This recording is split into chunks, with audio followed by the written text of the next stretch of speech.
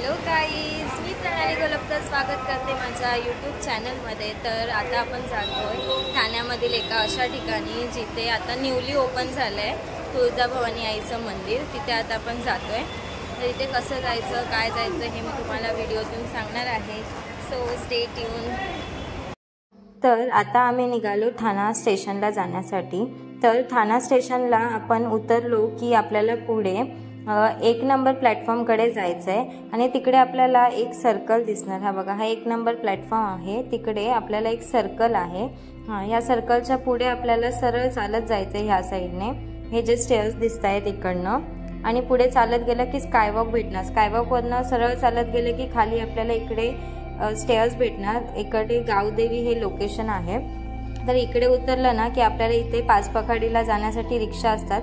त्यांना आपण सांगितलं की आम्हाला आई भवानीच्या मंदिरात जायचं जे न्यूली ओपन झालंय, तर ते आपल्याला तिथे नेऊन सोडतात। तर अशा प्रकारे आता आम्ही निघालो मंदिरात जाण्यासाठी। तर फायनली आता आम्ही इथे पोहोचलेलो आहेत। तर ह्या गेटमधनं आपल्याला आतमध्ये जायचं आहे। आपण जर इव्हिनिंगला आलो ना तर इव्हिनिंगला अजून सुंदर इकडे आपल्याला व्ह्यू बघायला भेटेल।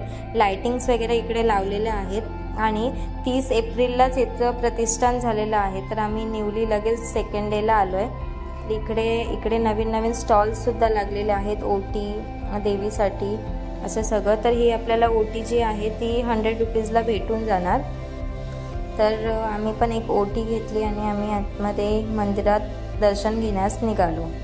तर सुंदर असं रूप आपल्याला इथे मंदिराचं बघायला भेटतंय। खूप सुंदर असं यांनी सजावट केलेली आहे आणि छान व्ह्यू आहे इकडचा। जर तुम्ही जर ठाण्यामध्येच राहत असेल किंवा आजूबाजूच्या म्हणजे तिकडे मुंबईमध्येच राहत असणार तर नक्की या प्लेसला व्हिजिट करा।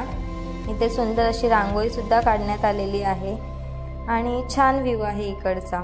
आणि हे जे मंदिर आहे ते इंटरलॉक सिस्टीमने म्हणजे उभारण्यात आलेलं आहे।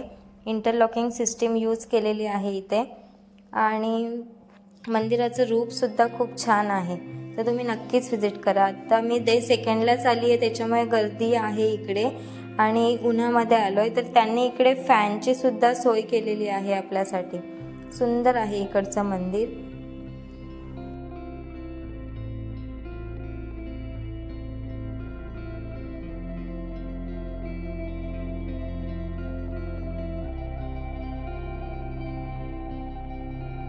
आता इथे आम्ही लाईनमध्ये थांबलेलो आहोत आणि खूप गरमी होते, पण दर्शनासाठी आलोय तर दर्शन घेऊनच जाणार आहेत आपण।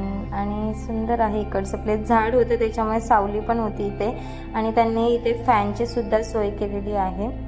फॅन्स लावलेले आहेत जागोजागी, तर गरमी थोडी कमी होते, पण उन्हाची झळ लागते कारण आम्ही उन्हामध्ये आलेलो। तुम्ही जर यायचं असेल तर सकाळी किंवा संध्याकाळी व्हिजिट करा।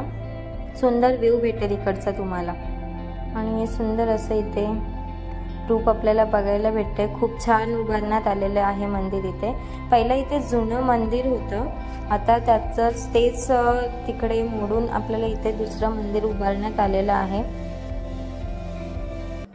या मंदिराला आपण प्रति तुळजापूर असं सुद्धा म्हणू शकतो। जर आपल्याला तुळजापूरला जायची इच्छा असेल आणि तुळजापूरला नाही जायला भेटलं तर इथे नक्कीच आपण व्हिजिट करू शकतो, कारण सेम तुळजापूरच्या मंदिरासारखं इथे हे मंदिर उभारण्यात आलेलं आहे।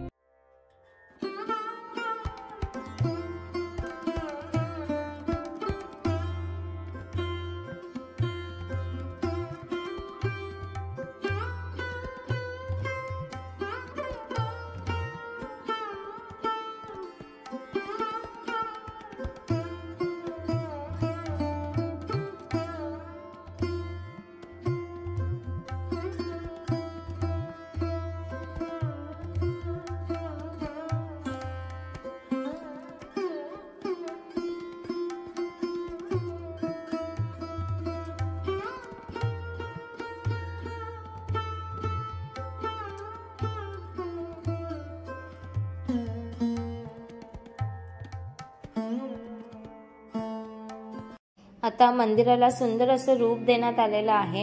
इथे आपल्याला हत्ती दिसत आहेत। इंटरलॉकिंग सिस्टमने इथे सुंदर असे हत्ती लावल्यासारखे वाटतात आपल्याला। आणि हे जे प्लेस आहे ना, इकडे हवन वगैरे सगळं झालं। इथे पहिला काल मूर्ती होती आणि इकडनं तिकडे प्रतिष्ठापना करण्यात आली मूर्तीची।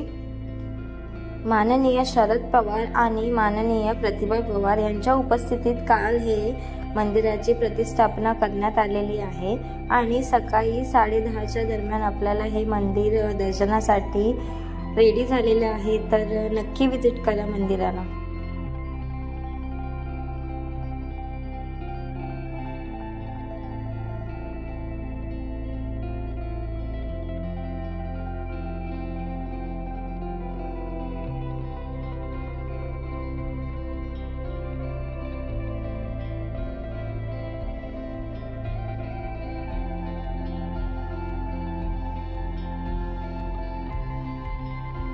तुम्हाला माहिती आहे का गाईज, जर आपल्याला इकडे यायचं असेल ना तर देवीची सुद्धा इच्छा असायला लागते। आम्ही सकाळी प्लॅन कॅन्सल केलेला आणि अचानक आमचं ठरलं की आता आपण जाऊया, म्हणून आम्ही आलोय। उन्हामध्ये थोडं ऊन लागतंय पण ठीक आहे, मस्त वाटलं इथे येऊन, छान होतं। जर देवीची इच्छा असेल तर नक्कीच आपण इथे येऊ शकतो येता येता आपल्याला, जसे की आम्ही आलोय आज।